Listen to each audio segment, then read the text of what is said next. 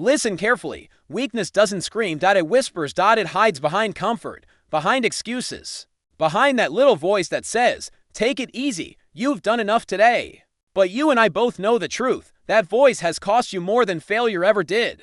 When was the last time you felt hungry, not for food, for power, for discipline, for control over yourself? When was the last time you looked in the mirror and said, this isn't me, I'm better than this? You see, weakness has a price tag. It doesn't ask for money. It takes your confidence, your edge, your dominance. It drains your potential quietly, while you scroll, while you rest, while you take a break. And then one morning, you wake up and realize the world moved on without you. You ever notice how the strongest men walk? Calm, silent, composed. Because they've already fought the war inside. Meanwhile, the weak talk loud. They post, they shout, they pretend, because deep down, they're empty. The world has two kinds of people, those who escape pressure and those who become pressure. You've been told to take care of yourself, to go easy, to not overwork. But let me tell you the truth no one wants to say. Comfort is a lie sold to weak minds. You don't grow in comfort. You rot in it. Listen to me. Weakness is the most expensive luxury in the world. It looks cheap, but it costs everything. It costs your peace. It costs your pride. It costs your potential. You think you're saving energy when you skip the hard work. No, you're building debt. Every time you choose comfort, you borrow happiness from your future. And one day, the bill comes due. You want to talk about luxury. Luxury is being in full control of yourself. Luxury is doing what must be done, even when no one's watching. Luxury is power that doesn't need to be proven. That's what real men understand. That's what the elite know. The weak chase pleasure. The strong build power. Here's the truth. Discipline is luxury, because when you have it, you own yourself. No addiction controls you. No impulse commands you. No emotion owns you. Discipline is not pain. It's precision.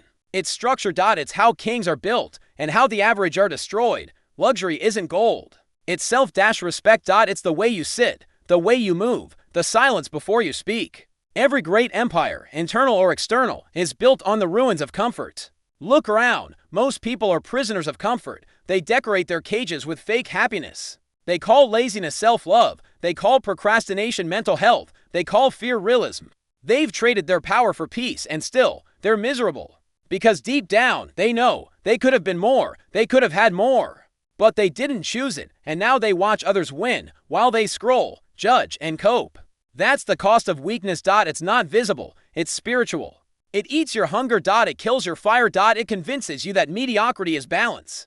But what happens when you stop running from discipline and start chasing it? What happens when you turn your pain into a weapon, when you silence the voice of weakness and build a voice of dominance instead? That's when you transform. The weak make excuses. The strong make progress. The elite, they make history.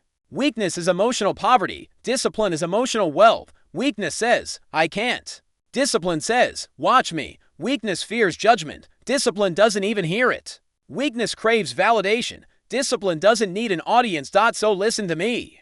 Before you chase money, chase control. Before you chase comfort, chase challenge. Before you chase success, kill your weakness, because you can't build a kingdom with a soldier who surrenders every morning.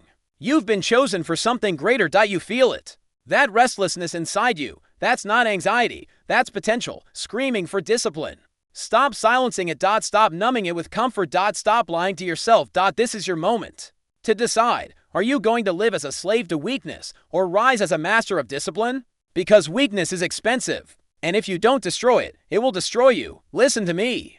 Weakness doesn't break you in a single moment. It breaks you slowly, in silence, one excuse at a time. One skipped workout. One missed opportunity. One I'll do it tomorrow. It's never one big decision. It's the 1,000 small ones you never made.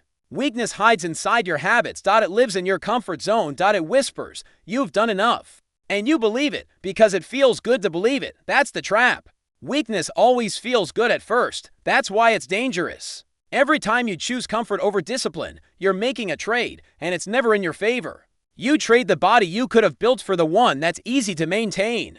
You trade the life you could have lived for the one that feels safe. You trade the respect you could have earned for the opinions of people who don't even respect themselves. You trade freedom for softness. And that's why weakness is expensive. Because it looks harmless while it's stealing everything valuable from you. You think you're resting, but weakness is working while you rest. It's rewiring your mind to tolerate less, to expect less, to be less. And one day, you wake up realizing you don't even recognize yourself anymore, not because life broke you, but because you gave your power away piece by piece. Luxury isn't in the things you buy, it's in the control you carry. A man who can say no to himself is more powerful than a man who can buy anything. Because money buys options. Discipline builds dominance. You can buy status, but you can't buy self-respect. You have to earn it. You have to wake up when you don't feel like it. You have to push when no one's watching. You have to suffer silently and smile anyway. That's real luxury, the ability to stay composed when the weak panic. Comfort will destroy more dreams than failure ever will. Failure teaches you, comfort sedates you. The world is full of comfortable men who used to be dangerous, men who once had ambition, drive, and a fire in their chest. Now they have routines. Screens. Excuses they used to chase excellence. Now they chase dopamine. And the sad part, they think they're happy. They call mediocrity peace. They call laziness self-care. They've convinced themselves that average is enough. But deep down, they know, they feel it. That quiet guilt, that whisper at night that says, you could have been something. That's the sound of weakness laughing. You don't need to fight the world first.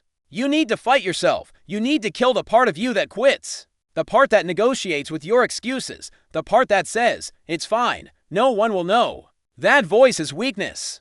And it's the most dangerous enemy you'll ever face, because it knows every excuse you'll believe. It speaks your language. It knows your patterns. It uses your own comfort against you. And if you don't silence it, you'll serve it. You'll become a slave to your feelings. Discipline is how you fight back. Every time you act when it's hard, you kill a piece of weakness. Every time you push when you're tired, you reclaim your throne.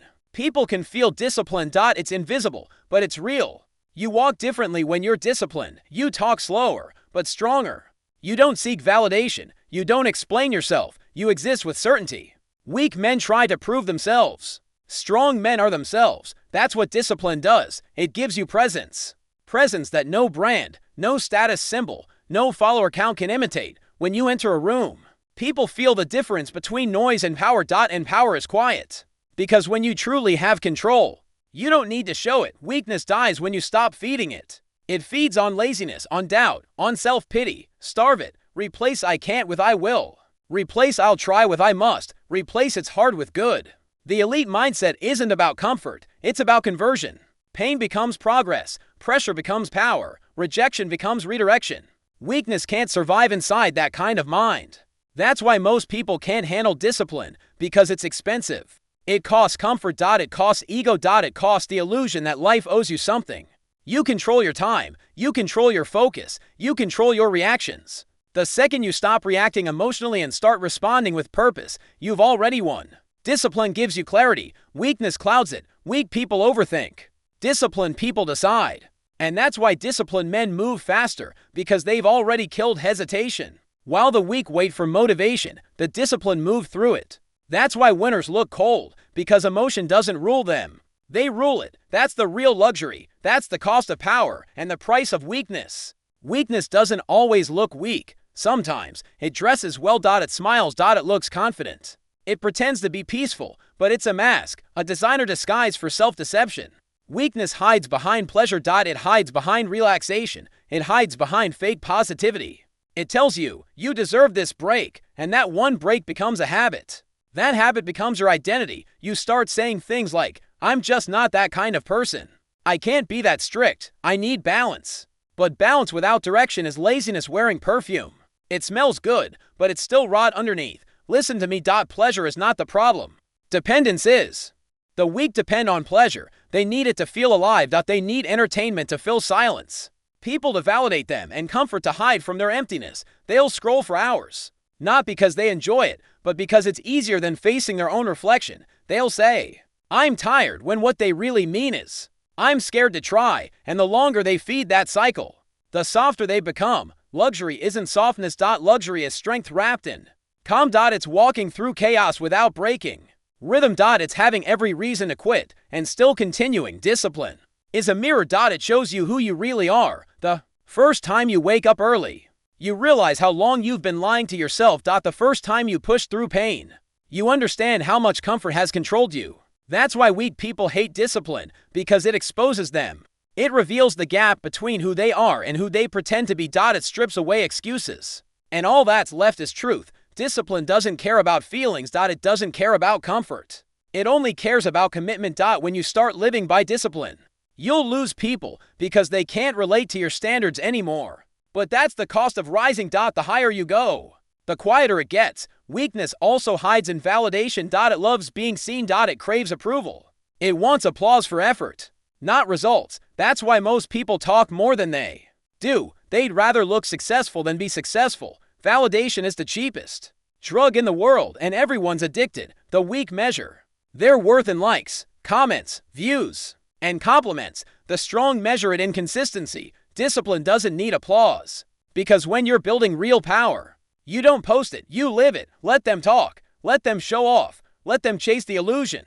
While they're busy performing, you'll be busy becoming. Weakness wastes time, the most expensive currency on earth. And the worst part, it doesn't even realize it's doing it. You waste an hour here, a day there, and suddenly a year is gone. That's how weakness operates. It doesn't destroy your life overnight. It drains it drop by drop. It's like rust on steel, silent, invisible, until one day the whole structure collapses. Strong men treat time like treasure. Weak men treat it like trash. They act like they'll get more of it later, but later never comes. You can recover money. You can recover energy. You can't recover time. Every second you spend procrastinating's a second someone else spends building dominance. When you start living with discipline, you begin to notice things. You notice how soft the world has become. You notice how quickly people break, how easily they quit, how much they talk about mental strength but live with emotional weakness. And you start to realize discipline isn't just structure.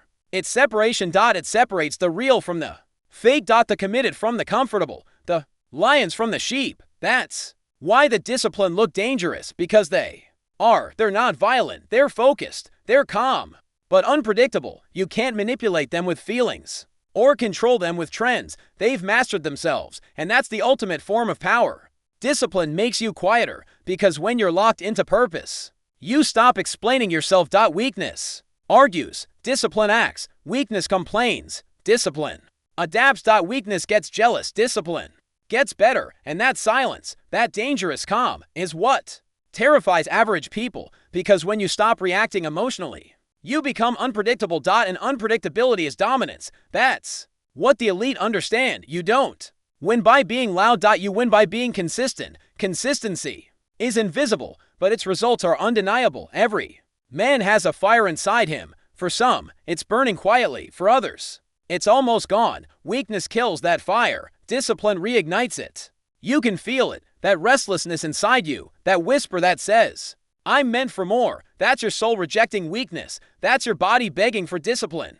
Answer it, feed it. Build it, because every rep, every sacrifice, every moment of pain you endure in silence isn't suffering. It's transformation. You're not losing comfort, you're gaining control. You're not missing out on pleasure, you're mastering it. That's the difference between weak men and kings. Weak men chase what feels good. Kings build what lasts. Listen carefully, because this is where most people die before they ever start living. Not in a graveyard, not in an accident, but in the soft, slow suffocation of comfort. Comfort, the quiet killer of potential. It doesn't strike fast. It doesn't hurt. It just whispers, you're fine. And that's the problem. Comfort doesn't destroy you by force. It destroys you by kindness. It gives you everything you want except growth. Comfort is a lullaby. It sings you to sleep with small pleasures and empty peace. You tell yourself you're doing okay. You convince yourself that life is not that bad, but inside,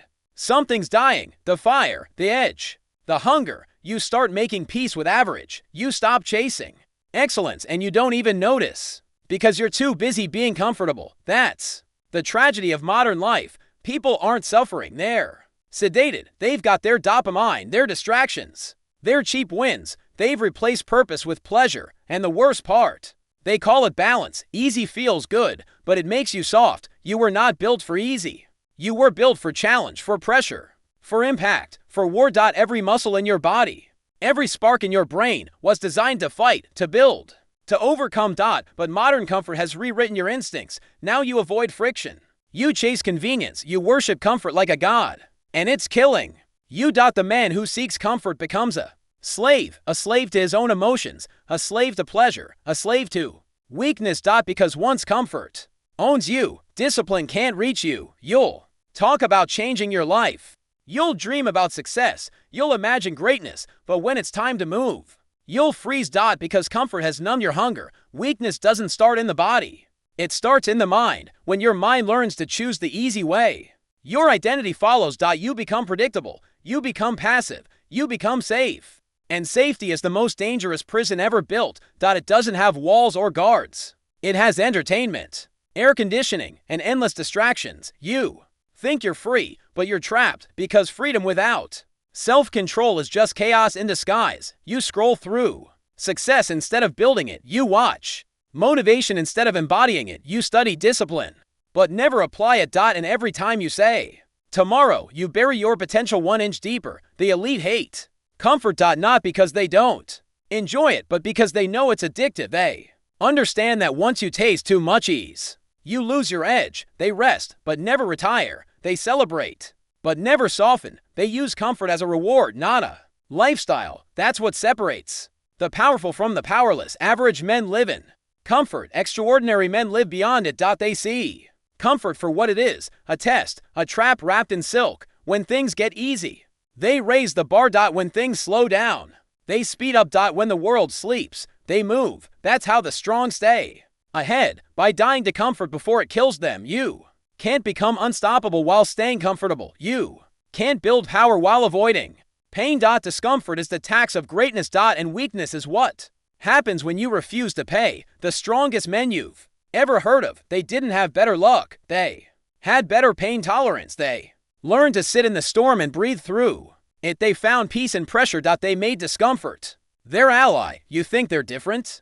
They're not. They just refused to be comfortable while everyone else was chasing peace. They were building power. True luxury is not wealth. It's control. Control over your thoughts, your emotions, your reactions. Anyone can look rich, but not everyone can stay calm under chaos. That's the real sign of an elite mind. A man who can be surrounded by comfort and still choose discipline. He owns the world, because the world can't own him. Luxury without control is slavery in a golden cage. Discipline without peace is burnout. But discipline with peace, that's power. That's the art of control. Every comfort has a price, and the more comfort you take, the heavier the bill becomes. Comfort costs growth. Comfort costs courage. Comfort costs your edge. It steals slowly. And by the time you notice, you've already traded your purpose for pleasure. The weak never recover from that trade. The strong never make it in the first place. That's the difference. You either sacrifice comfort for power, or you sacrifice power for comfort. But you can't have both. If you want to rise, go where it hurts. Go where it's uncertain. Go where it tests your nerves, your patience, your limits. Because that's where your real self lives. Pain is not punishment, it's invitation.